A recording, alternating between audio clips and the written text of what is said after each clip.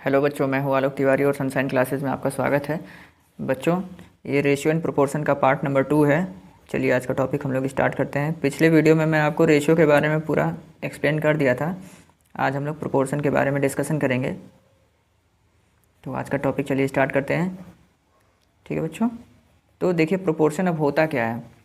तो प्रोपोर्शन का मतलब ही यही है आपका, जब दो रेशियो को आपस में कंपेयर किया जाता है तो उसको हम लोग प्रोपोर्शन कहते हैं। ठीक है, रेशियो में मैं आपको क्या बताया, रेशियो में आपको बताया जब दो क्वांटिटीज़ को, जब दो इंडिविजुअल वैल्यूज़ को जब हम लोग कंपेयर करते हैं तो उसको रेशियो कहते हैं।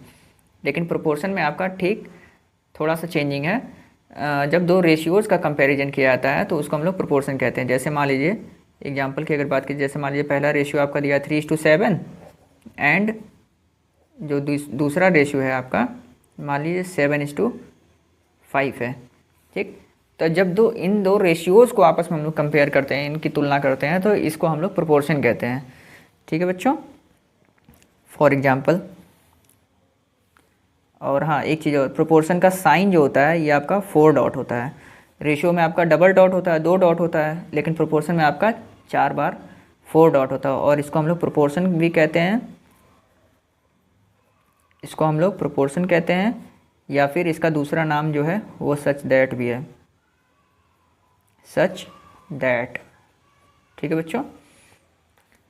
हाँ, एग्जाम्पल की बात करते हैं। जैसे मान लीजिए आपका जो पहला रेशियो है वो 5:3 है एंड जो दूसरा रेशियो है आपका मान लीजिए 15:9 है।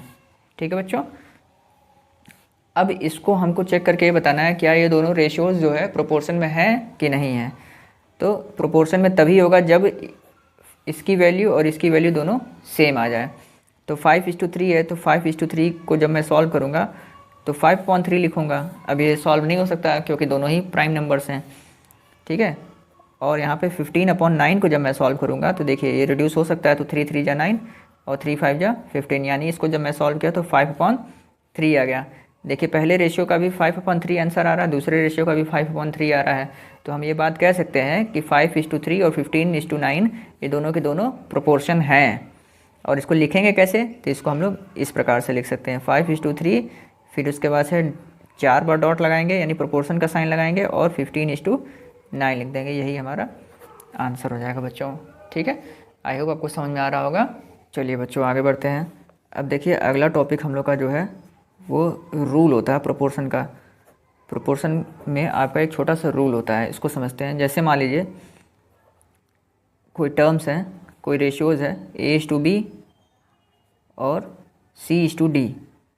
ठीक है, A:B एक रेशियो और C:D एक रेशियो। और क्वेश्चन में कह रहा है कि AB और CD ये दोनों के दोनों जो रेशियोज़ हैं वो प्रोपोर्शन हैं। ठीक है, तो अब इससे रिलेटेड कुछ चीज़ें हैं, कुछ टर्म्स हैं, उसको हम लोग समझते हैं। तो देखिए A जो है और ये जो D है, इन दोनों को हम लोग कहते हैं एक्सट्रीम टर्म।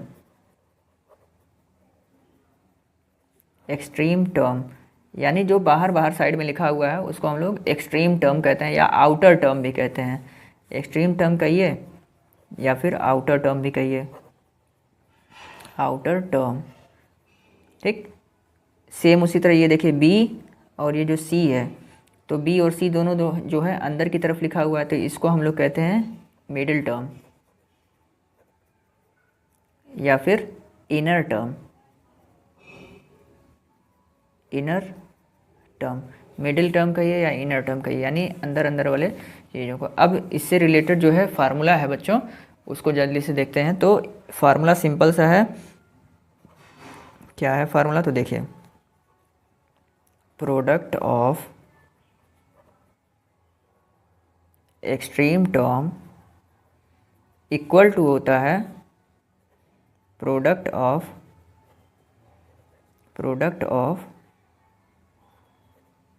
मिडिल टर्म के।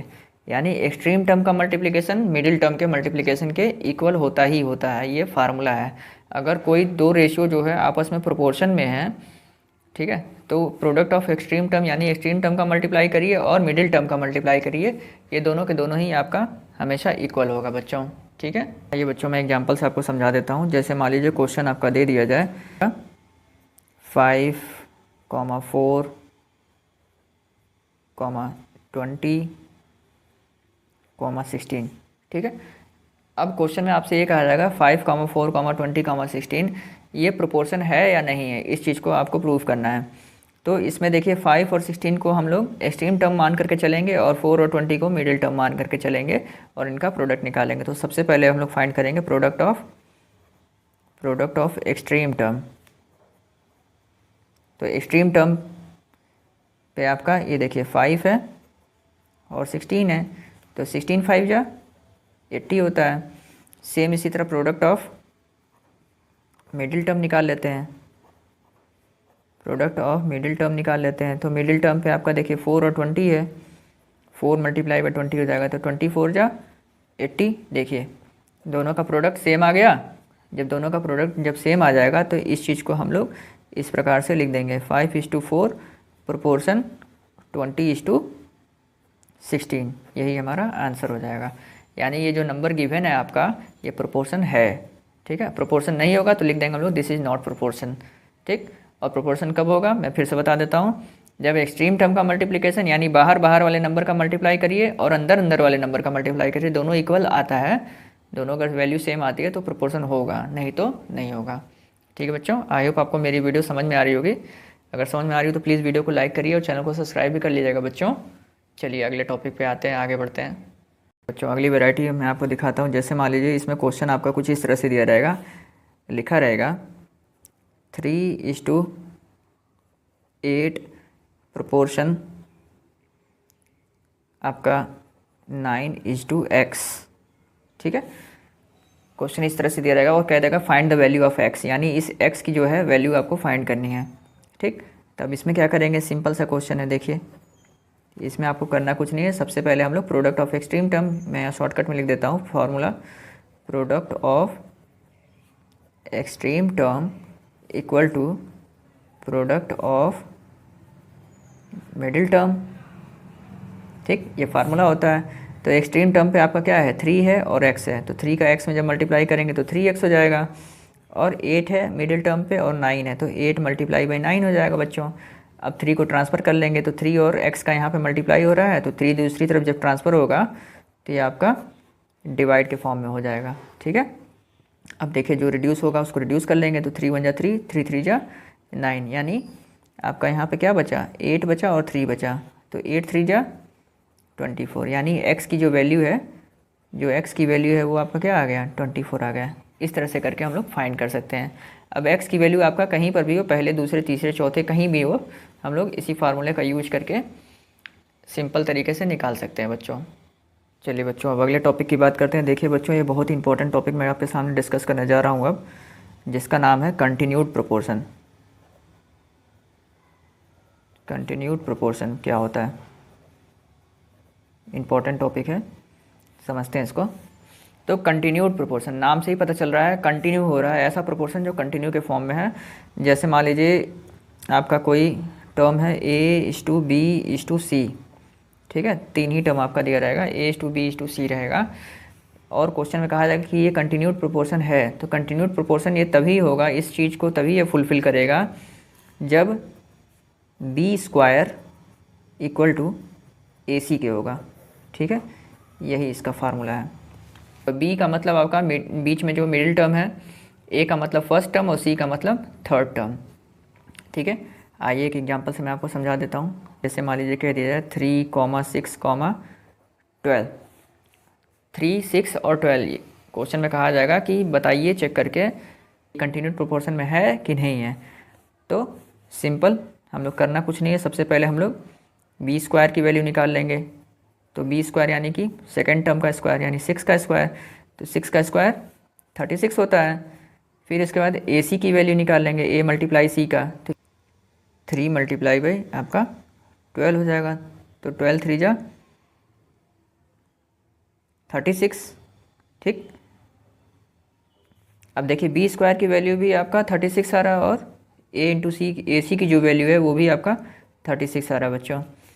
तो हम लोग ये कह सकते हैं 3, 6 और जो 12 है वो कंटिन्यूड प्रोपोर्शन में है। ठीक है बच्चों, आई होप आपको मेरी वीडियो ज़रूर पसंद आई होगी। अगर पसंद आई तो प्लीज़ वीडियो को लाइक ज़रूर करिएगा।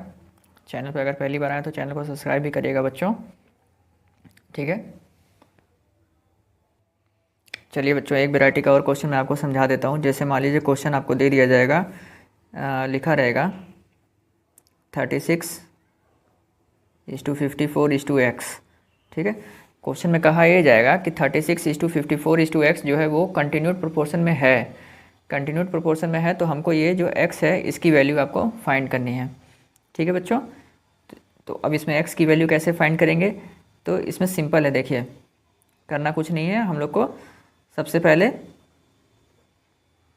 फर्स्ट और सेकंड वाला जो चीज़ है यानी 36:54 इक्वल होगा दूसरे और तीसरे वाले के रेशियो के, यानी 54:x के इक्वल होगा, ठीक है बच्चों। अब 36:54 को हम लोग क्या लिख सकते हैं? 36/54 भी लिख सकते हैं, और 54:x को हम लोग क्या लिख सकते हैं? 54/x भी लिख सकते हैं, ठीक। अब कर लेंगे यहाँ पे ट्रांसफ़र, जैसे सॉल्व करते थे इक्वेशन को। तो x इधर जाएगा तो 36x हो जाएगा अपॉन 54 हो जाएगा, इक्वल टू इधर भी 54 हो जाएगा। अब 36/54 को हम लोग इधर ट्रांसफ़र कर लेंगे तो क्या हो जाएगा आपका? रेसिप्रोकल हो जाएगा, यानी x equal to 54 multiply by 54/36, ठीक। अब इसको कर लेंगे सॉल्व। तो आपका देखिए 18 से सॉल्व हो रहा है, तो 18 2 जा 36, 18 3 जा 54, फिर 2 1 जा 2 और 2 27 बार में 54 सॉल्व हो जाएगा। तो यहाँ से x की वैल्यू क्या आ जाएगी? 2 मल्टीप्लाई बाई 27 मल्टीप्लाई बाई आपका 3 हो जाएगा, यानी कि x इक्वल टू 27 का 3 में कर लेंगे मल्टीप्लाई तो 81 इज़ द आंसर, ठीक है बच्चों। आई होप आपको मेरी ये वीडियो ज़रूर पसंद आई होगी। अगर पसंद आई तो प्लीज़ वीडियो को लाइक ज़रूर करिएगा बच्चों। चैनल पर पहली बार आए हैं तो चैनल को सब्सक्राइब भी करिएगा। तो हम लोगों ने रेशियो एंड प्रोपोर्शन से रिलेटेड जितने भी बेसिक कॉन्सेप्ट थे इस वीडियो में क्लियर कर लिया है बच्चों। मिलता हूँ मैं आपसे अब अगली वीडियो में एक नए टॉपिक के साथ। तब तक के लिए थैंक यू सो मच बच्चों।